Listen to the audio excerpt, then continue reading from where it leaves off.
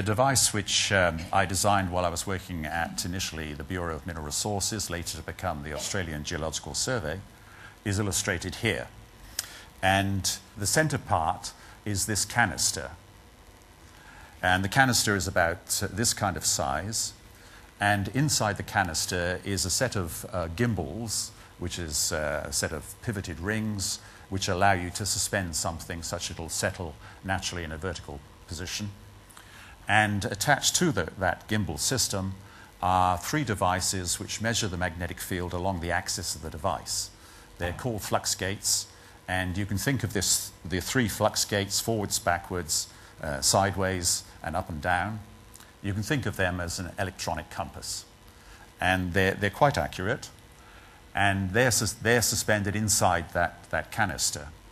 So that gives you the ability to measure the Earth's magnetic field in any direction you'd like. The technique I settled on was to actually measure the horizontal component of the Earth's field. If we go back to this diagram, you can see that if you're at the magnetic equator, then the horizontal field is strongest. And as you go towards one of the magnetic poles, either north or south, then the field becomes steeper and steeper. The horizontal field gets weaker and weaker. And when the horizontal field is 0, you're actually at the magnetic pole. So you can use the magnitude of the horizontal field to tell you how far away from the pole you are. And you can use the direction of the horizontal field to tell you which way to go to reach the magnetic pole. So that was the essence of the method. The measurements are made from a ship, and the ship is magnetic. So you have to be able to eliminate the magnetic effect of the ship. And this is done by suspending the sensor, the electronic compass, on beams projecting from the stern of the ship. And that gets you away from the immediate strong fields created by the steel ship which you use. We didn't have access to any non-magnetic ships. And that gives you some sort of insulation from the effect of the ship. Now you can improve on that by surrounding the sensor with these coils. So by adjusting the electric currents flowing through those coils, you can compensate reasonably well for the magnetic field of the ship. Now, if you do some estimates of how good that correction can be, you find it's still not good enough. And I was puzzling over how you could actually get a better correction.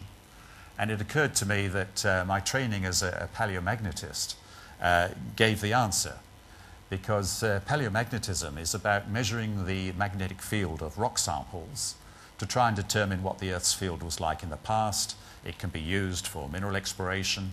It can be used for measuring continental drift, and indeed is one of the main reasons why the theory of continental drift was accepted. So, and what you do when you want to measure the very small magnetic field produced by a rock sample is that you put it inside a shield and you rotate the rock sample in the middle of a sensing device. Now, the magnetic field of the Earth will influence the rock, but the influence on the rock is static. The magnetic field of the rock, if it's spinning, is rotating. And it's very easy to isolate mathematically the difference between a steady rotating signal and a static signal. So you can separate the magnetic field of the rock very easily from the background magnetic field of the Earth.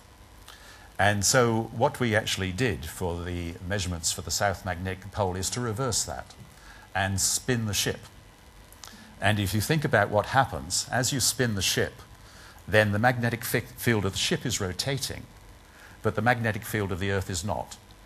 And so it allows you mathematically to actually distinguish between the rotating signal, which is the ship, and the static signal, which is the Earth. And so by spinning the ship, in fact you can't spin the ship because we didn't have a bow thruster, so you had to rotate the ship in a tight circle, but that was good enough. By spinning the ship once, you get a big improvement in the accuracy of your measurement of the horizontal component of the Earth's field. And then, if you don't think that's good enough, you spin it again and again and again. And you can do it as often as you like.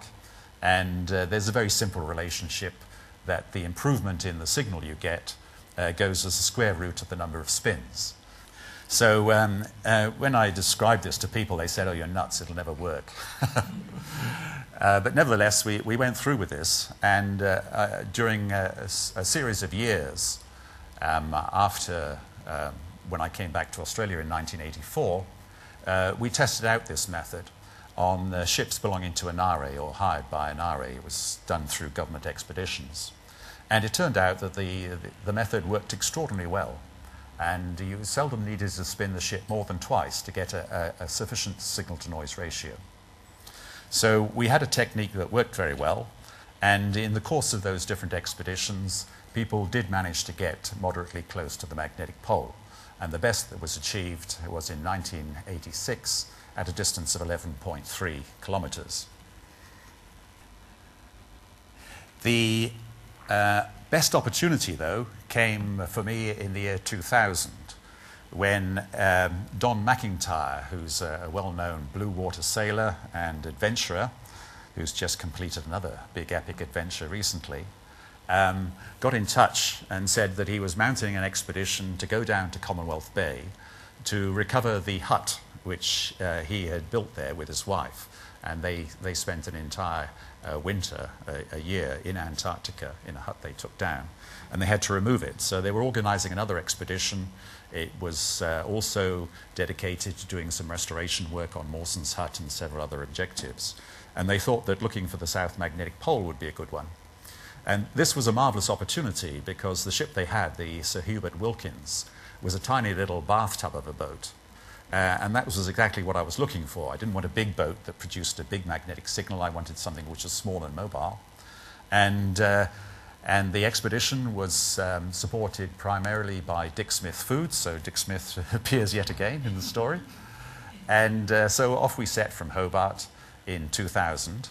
And it looked as though we were going to be out of luck as we approached the magnetic pole because the conditions were disturbed.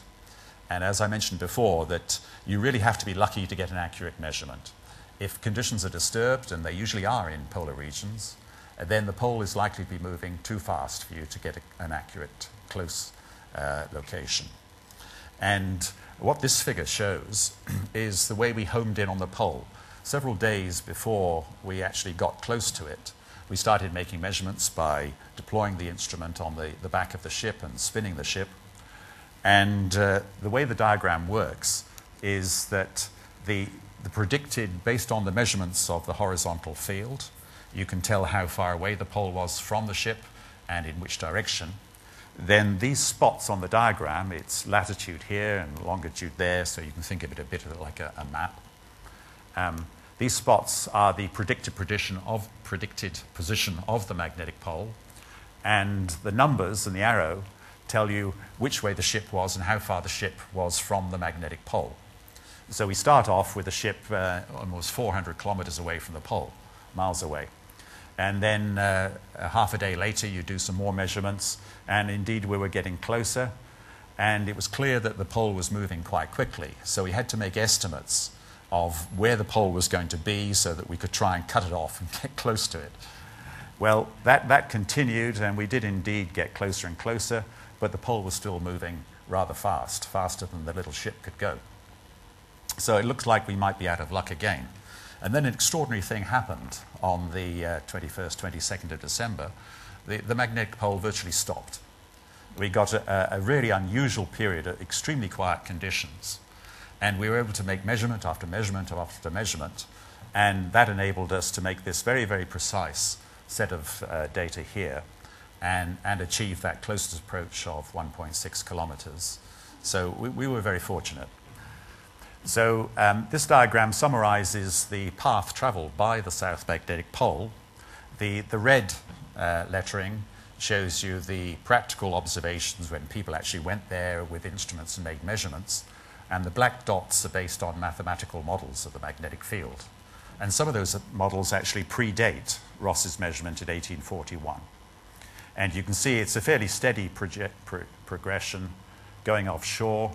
This is the 1986 and the year 2000 measurements. The average speed of the magnetic pole during that entire interval is about 10 kilometers a year. and you can see from these dots that it's actually slowed down in recent times and is travelling at about 5 kilometres a year. Now, let's turn our attention briefly to the north, because James Clark Ross, I was interested to hear your figure of 59, his inclination of 89 degrees, 59 and a half minutes. I thought it was 59 minutes. You could be right. Okay. Well, that was a remarkable achievement by Ross in 1831 when he got to the North Magnetic Pole. And up until very recent times, nobody had done a closer approach to the magnetic pole than Ross achieved. But I was very fortunate in 1994 to be invited by the Canadian Geological Survey to participate in one of Larry Newitt's expeditions and surveys. Larry Newitt is my sort of counterpart in the north, and for many years had been doing surveys of the North Magnetic Pole. And Larry invited me along, and he was making the observations and I was just writing the numbers down on a piece of paper. And by chance, he actually made a measurement of 89 degrees, 59.2 minutes, and therefore beat Ross's record. But if Ross was 59.5, then he actually beat us. Anyhow, you're splitting hairs at this stage because the pole is moving and these differences really don't matter. But it did mean that in the year 2000, when we got close to the South Magnetic Pole, we essentially achieved Ross's ambition, which was to reach both magnetic poles. But I'm sad to say that the Australian flag wasn't planted on either of them. But if you do a Google search on the South Magnetic Pole, you do indeed find it. Here it is, the pole itself.